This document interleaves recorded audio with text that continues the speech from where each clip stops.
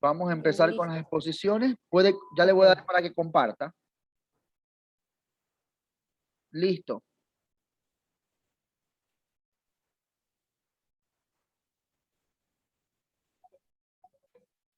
Puede compartir acá. Muy bien.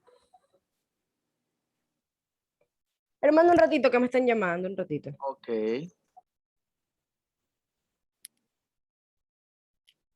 Listo, Acosta, le activo su micrófono.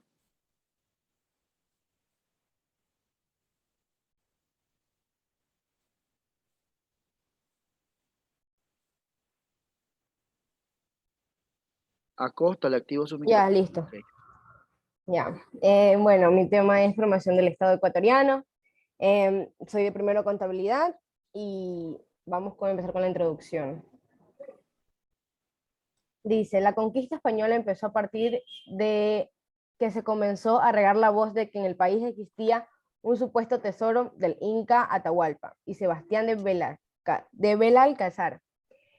Con 200 españoles y ayuda de los cañaris, nos conquistaron.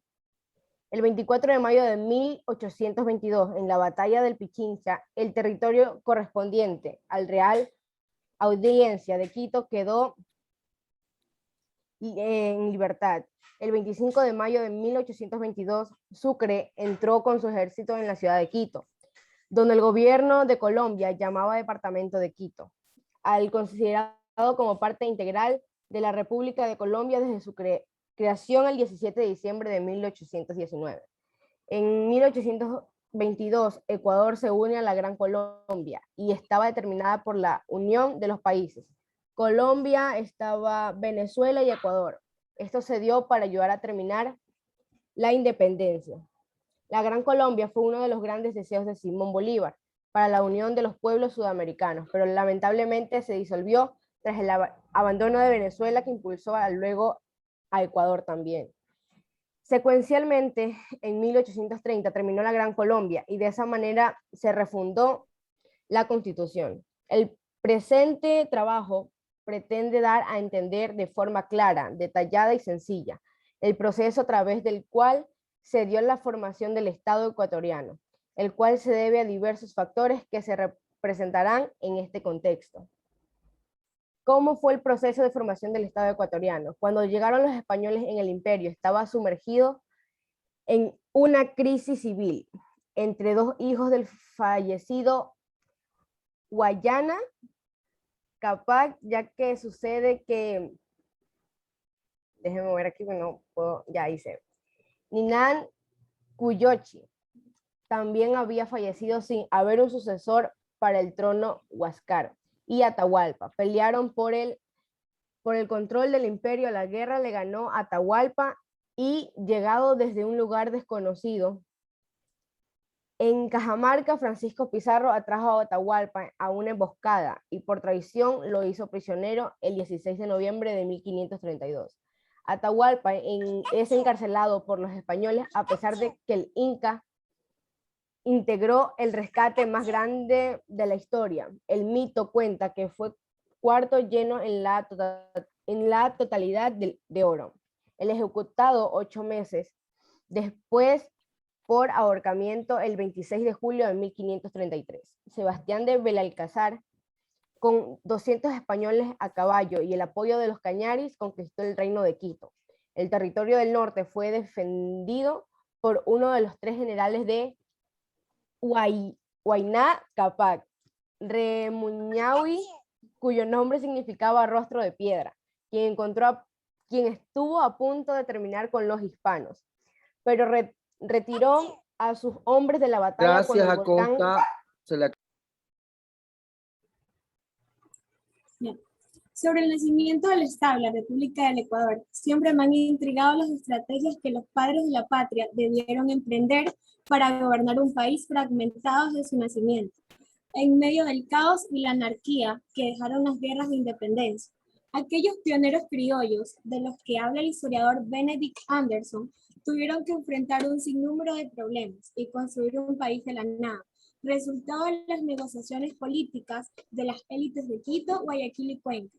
Aquel agosto de 1830, Y es que indudablemente el enmañarado proceso de formación de los estados nacionales en América Latina surgió desde la necesidad que tenían las élites criollas de autogobernarse, aunque se mantuvieron intactas las relaciones de poder entre las distintas capas sociales.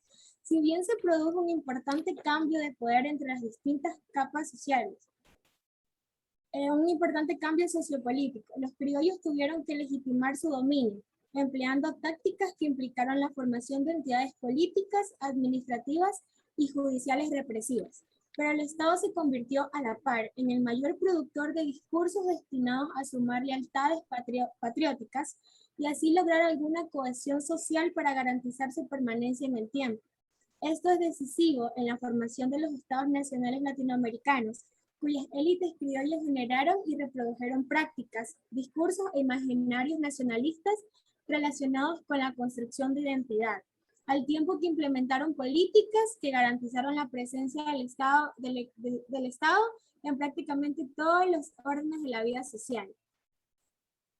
La fundación del Estado ecuatoriano fue el 13 de mayo de 1830, fecha que no ha sido reconocida como fiesta nacional y tampoco como celebración cívica. Las razones están inscritas en el imaginario colectivo, dictadas por el regionalismo y las rencillas no superadas. Especialmente por ciertos historiadores, la creación del Estado de la República del Ecuador se produjo tras concluir un periodo de inestabilidad política luego del proceso de independencia de España, que culminó en la batalla del Pichinche el 24 de mayo de 1822. Muchas gracias, Urbina. Deje de compartir, por favor. La señorita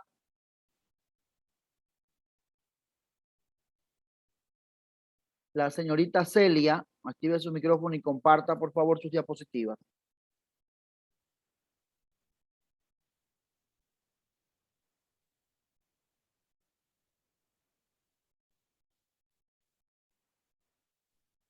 Buenas tardes, hermano. ¿Cómo está? Buenas tardes. Mi tema es la formación del Estado ecuatoriano.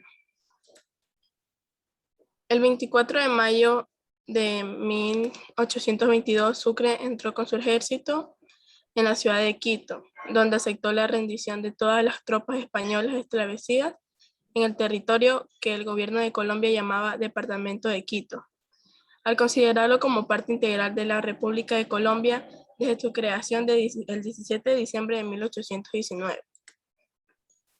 Sobre el nacimiento de los Estados Unidos, del Estado y la República del Ecuador, siempre me han integrado las estrategias que los padres de la patria debieron emprender para gobernar un país fragmentado, desde el nacimiento en medio del caos y la anarquía que dejaron las guerras de independencia.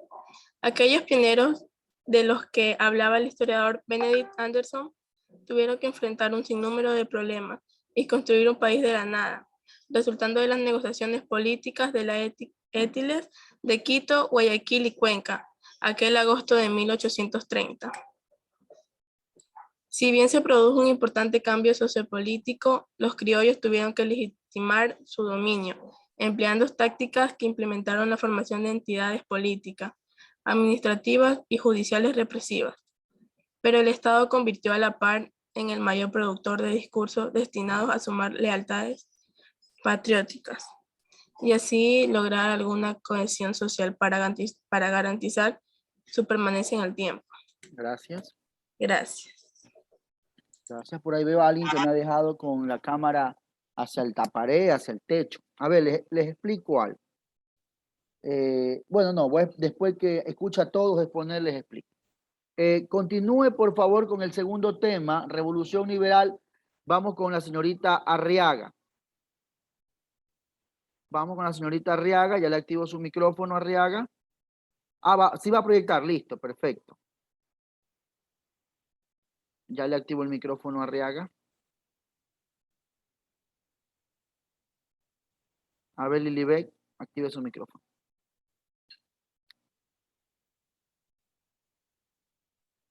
Lilibet, activa tu micrófono.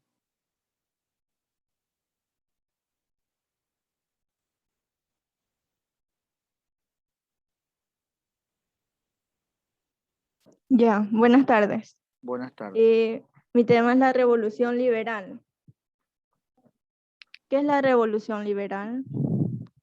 Revolución liberal es un término de uso historiográfico con el que se designa la revolución política incluida en el proceso de transformaciones revolucionarias con todos los ámbitos con el que se cierra la edad moderna y empieza la edad contemporánea.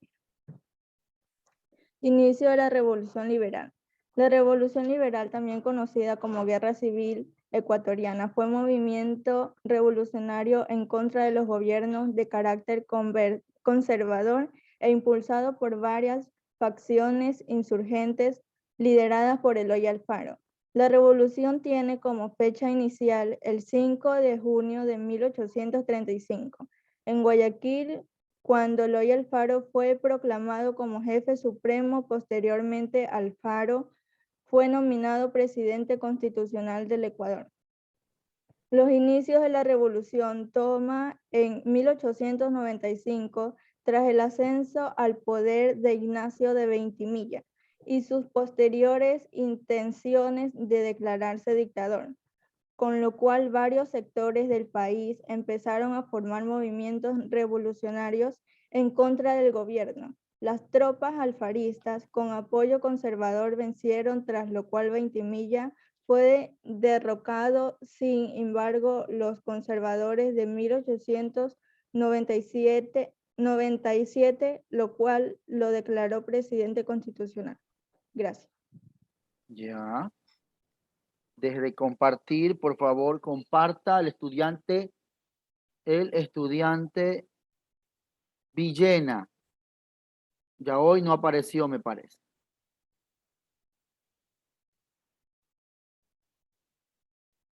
Listo, Perea. Continúa el estudiante Pluas.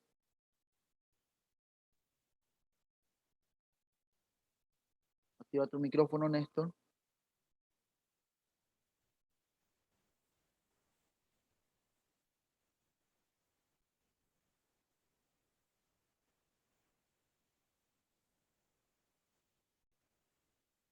Activa tu micrófono, Plúa. ¿Sí me escucha? ¿Me Sí, escucha, ahora, hermano? ahora sí, Ya, sí, sigue. a ver, ya. Buenos días, compañeros y profesor. Mi nombre es Néstor Plúas y les voy a hablar sobre la Revolución Liberal. Antes de hablar de cómo fue la Revolución Liberal, voy a dar un pequeño concepto. La Revolución Liberal es un término de uso historiográfico con el que se designa la revolución política, incluida en el proceso de transformaciones revolucionarias, en todos los ámbitos, con el que se cierra la Edad Moderna y comienza la Edad Contemporánea. Bueno, ¿cómo fue la Revolución Liberal? La Revolución Liberal de Ecuador fue un proceso de transformaciones políticas y económicas dentro de las repúblicas del Ecuador, que estalló el 5 de junio de 1895 en la ciudad de Santiago de Guayaquil, con el descubrimiento del gobierno nacional por parte de las autoridades locales, probando un enfrentamiento bélico entre los liberales, en su mayoría provenientes del litoral, y los conservadores, cuyo bastión se ubicaba en las ciudades de la serranía, iniciando así la Guerra Civil Ecuatoriana, tras la cual posteriormente fueron derrocados los gobiernos sucesores al garcianismo y impusieron los gobiernos liberales. Aquí va un dato. Alfaro ocupó la presidencia ecuatoriana desde el 17 de enero de 1897 hasta el 31 de agosto de 1901, periodo conocido como el primer alfarismo, en el cual priorizó la construcción del ferrocarril andino, que debía servir de enlace entre las ciudades de Guayaquil y Quito. El progresivo aislamiento de la Iglesia Católica con respecto al poder. Durante este periodo, los liberales hicieron frente a la restauración católica. Fecha 5 de junio de 1895 al 28 de enero de 1912. Motivos: lograr un proceso de transformación política y económica dentro de la República del Ecuador. Forma de gobierno: gobiernos de ideología liberal. Influencias ideológicas de los impulsores: liberalismo. Estos fueron uno de los principales neoliberales del Ecuador: Federico Malo Andrade, Luis Malo Valdivieso, Luis Alfredo Martínez, Juan Montalvo, Pedro Jacinto Montero, Juan Francisco Morales Llerena, Julio Moreno Espinosa, Aurelio Mosquera Narváez. Los revolucionarios emigrados estuvo integrado por los revolucionarios profesionales que habían conspirado o luchado en otros países de América Latina, como Eloy Alfaro, Medardo Alfaro, Leonidas Plaza Gutiérrez, Fabio Alfaro y Plutarco Bowen. Gracias.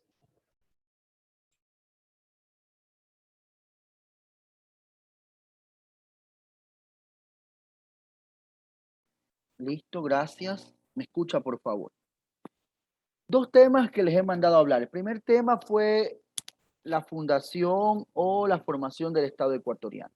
Para hablar del Estado ecuatoriano debemos recordar los siguientes acontecimientos. Que hubo una conquista, ¿verdad? Y de la conquista se estableció España en los territorios de toda América del Sur y desde América Central hacia América del Sur. Para esto es necesario identificar que los territorios del Ecuador antes se llamaban Real Audiencia de Quito. Una vez que ya España tomó el dominio y el control, esto se llamó Real Audiencia de Quito, ¿verdad? Una vez que era la Real Audiencia de Quito, una junta de notables, una junta de personas importantes, ¿verdad? Comenzaron a ¿qué cosa? A confabularse, a unirse, porque lo que ellos querían alcanzar era que su territorio ya no sea gobernado por extranjeros, sino que su territorio sea gobernado por ¿quiénes? Por ellos mismos. Déjeme decirle que en el Ecuador, en el territorio nacional, habían un sinnúmero de criollos, pero que no se les había permitido trabajar o desarrollarse en las actividades políticas por no ser españoles. ¿Quiénes eran los criollos? Los criollos eran los hijos de los españoles que habían nacido en el nuevo continente o que habían nacido en América. En este caso, Ecuador también tenía algunos criollos.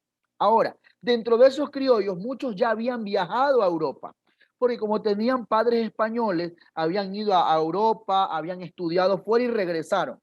Cuando ellos regresaron al nuevo continente, regresaron al Ecuador, regresaron con una visión diferente, una visión de darse cuenta que ya no era tiempo de estar sometidos bajo el dominio español, sino que ellos pudieran hacerse cargo de llevar las riendas del país. ¿Qué sucede con todo esto? Una vez que se forma la Real Audiencia de Quito, aparece el 10 de agosto de 1809, conocido como el primer grito de la independencia, un hecho importante que no se podía dejar hablar antes de la formación del Estado ecuatoriano. El 10 de agosto de 1809 fue el primer grito de la independencia, que se dio ¿dónde? En la ciudad de Quito. ¿Sí? Este 10 de agosto marcó el primer grupo revolucionario que le puso un alto a España. Años más tarde, una vez más, viene España con más fuerza y ¿qué hace? Mata a los próceres del 10 de agosto de 1809 en la fecha del 2 de agosto de 1810. Después de esto, con el 24 de mayo de 1822, en la batalla del Pichincha, comandado por el general Antonio José de Sucre y Simón Bolívar, el Ecuador adquiere su libertad del régimen español. Ahí el Ecuador se hace libre el 24 de mayo de 1822, perdón. ¿Qué sucede en esta época? El Ecuador se une a un ejército nacional. El Ecuador deja de llamarse Real Audiencia de Quito. Primero se llamó Reino de Quito, después Real Audiencia de Quito, después Presidencia de Quito, ¿sí? Y en 1822, después de salir del dominio español, conforma o toma el nombre de Distrito del Sur, donde se une a la Gran Colombia. La Gran Colombia, que estaba conformada por 3 departamentos. La Gran Colombia estaba conformada en el Ecuador por 3 departamentos: Guayaquil, Quito y Cuenca. Y estos 3 departamentos conformaban el Distrito del Sur, que pertenecía a la Gran Colombia, y la Gran Colombia estaba organizada ¿por quién? Por Simón Bolívar, entre Venezuela, Colombia, Ecuador y Panamá. Bueno, hoy actual Panamá, en ese tiempo no existía Panamá, le pertenecía al territorio de Colombia. Entonces, estos grupos formaron, como quien dice, una nación grande, como decía Simón Bolívar, una nación grande. ¿Cuántos años estuvo el Ecuador antes de convertirse en república? 8 años. Desde 1822 hasta 1830, el Ecuador estuvo ¿dónde? El Ecuador estuvo en la Gran Colombia. Después de estar en la Gran Colombia por 8 años y se dieron cuenta que las cosas no salían como esperaban, que las cosas no estaban marchando bien, Simón Bolívar tuvo algunos traidores, ¿verdad? Que en vez de ayudarlo comenzaron a dividir las ciudades.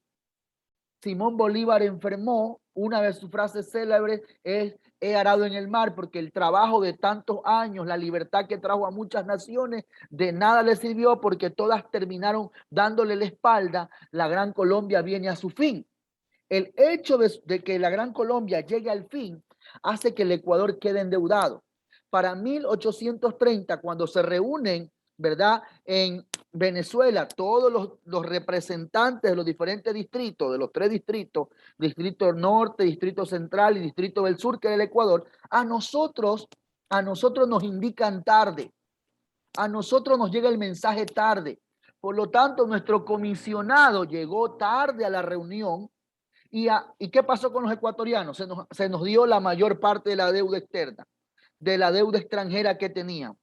El Ecuador, el 13 de mayo de 1830, se establece como una nueva república. Y sin haber sido república, ya tenía una deuda externa. ¿Por qué? ¿De dónde salió esta deuda externa? Esta deuda era de todo el armamento que se había pedido para nosotros poder luchar en 1822 en la separación de la batalla del Pichincha. Esta deuda mantenía el Ecuador.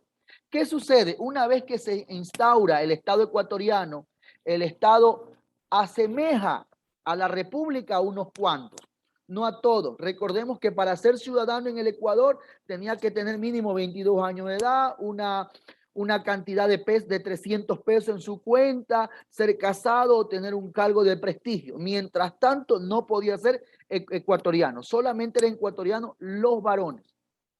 A ellos se les asignó este conjunto de derechos. A partir de 1830 se establece el Estado ecuatoriano. Y de esa manera se funda en Riobamba, la primera constitución ecuatoriana, donde establece que el Estado ecuatoriano era libre, era una república democrática y que muy aparte de esto, podía gobernarla quien estuviese el poder. Desde ahí iniciamos con pie izquierdo. ¿Por qué? Porque el primer gobernante del Ecuador fue un presidente extranjero, Juan José Flores. Juan José Flores, que estuvo en el poder durante los primeros 15 años en la República del Ecuador. Estamos hablando de 1830 a 1845, el florianismo se desarrolló en el Ecuador. Hasta ahí llegamos con la fundación del Estado ecuatoriano. Ahora nos saltamos a lo que es la Revolución Liberal, el segundo tema que estuvieron compartiendo 2 de los compañeros en esta hora. La Revolución Liberal, también conocida como la Revolución de los Ecuatorianos, se denominó así. ¿Por qué se le llamó Revolución Liberal? Porque las ideas que plasmaban los liberales eran muy diferentes. Para hablar de esto hay que reconocer 2 cosas. Que en esa época de 1830 hasta 1885, solo existían 2 partidos políticos en el Ecuador. El primer partido político eran los conservadores, los que se creían tan puros, tan santos, tan tranquilos, los que todo veían mal, que eran muy católicos, y el otro partido eran los liberales, los que no eran católicos y si querían lo eran y si no les daba igual, no tenían una religión firme. Por eso se llamó liberales, porque ellos plasmaban y tenían ideales distintos. ¿Qué trae el liberalismo al Ecuador? El liberalismo, el 5 de junio de 1895, la Revolución Liberal toma posesión en el Ecuador. ¿Con quién? Con su máximo representante, el general Eloy Alfaro. Eloy Alfaro no era cualquier persona. Eloy Alfaro, aparte de haber sido un general, era un empresario, era alguien que ya había recorrido por el mundo. Él y sus hermanos, oriundos de Manabí, Montecristi, ya habían recorrido por el mundo, habían estado por otras partes, traían conocimiento, traían ideales para plasmarlo en sus tierras. Eloy Alfaro era muy reconocido ya en Panamá.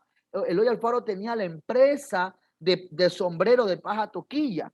El sombrero de paja toquilla era el primer elemento de exportación que un hombre como Eloy Alfaro lo llevó afuera.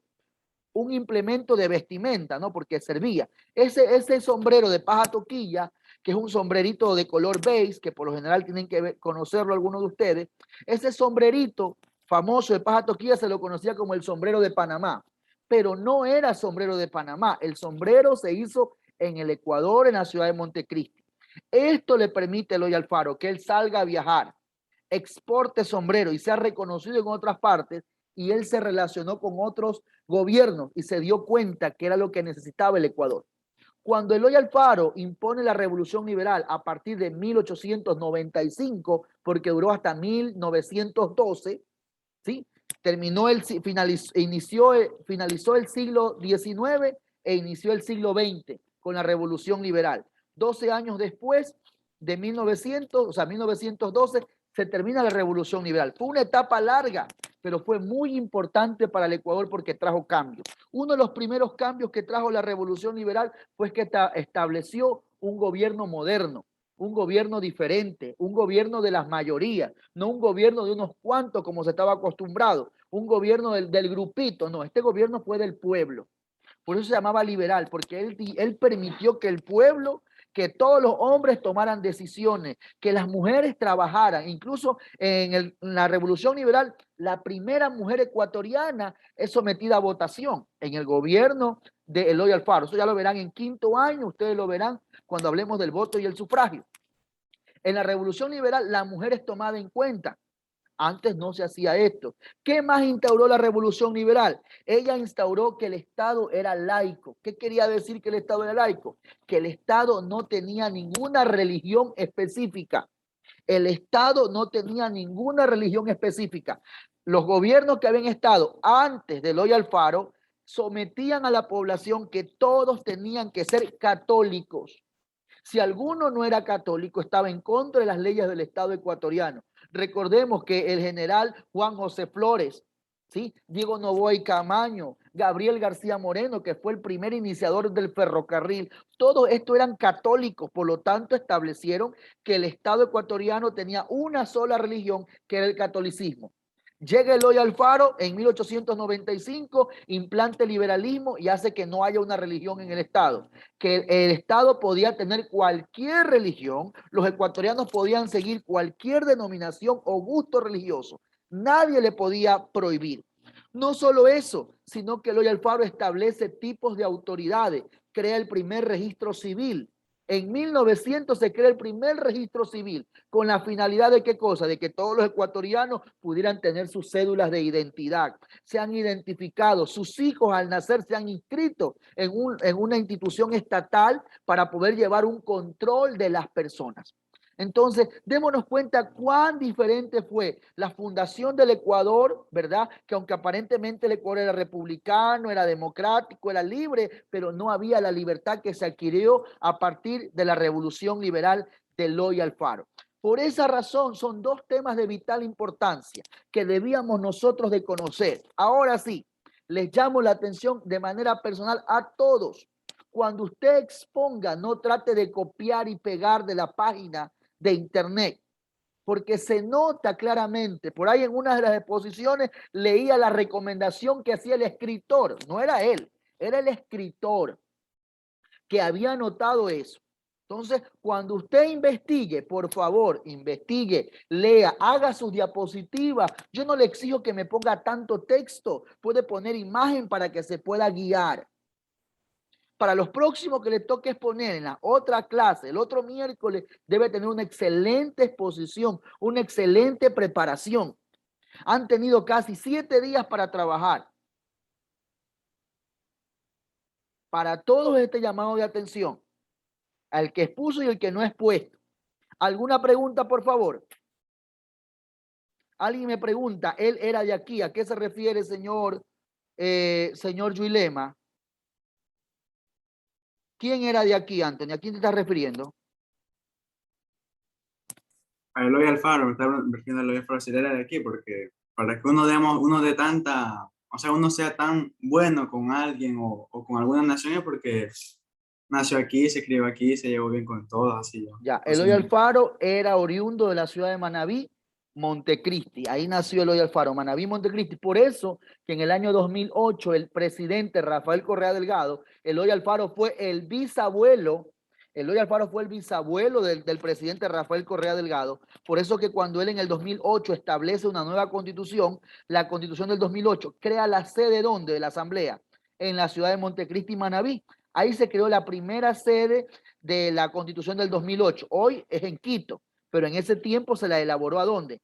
En Montecristi, Manabí. Se elaboró todo un lugar especial ¿para qué? Para que se reúnan los asambleístas y redacten la nueva constitución.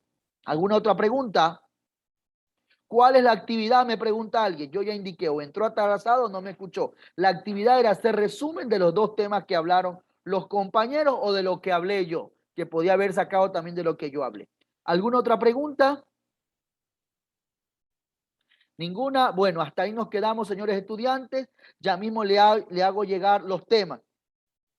No he dado temas. En la guía van los temas de los próximos expositores. Dios les bendiga. Chao, chicos.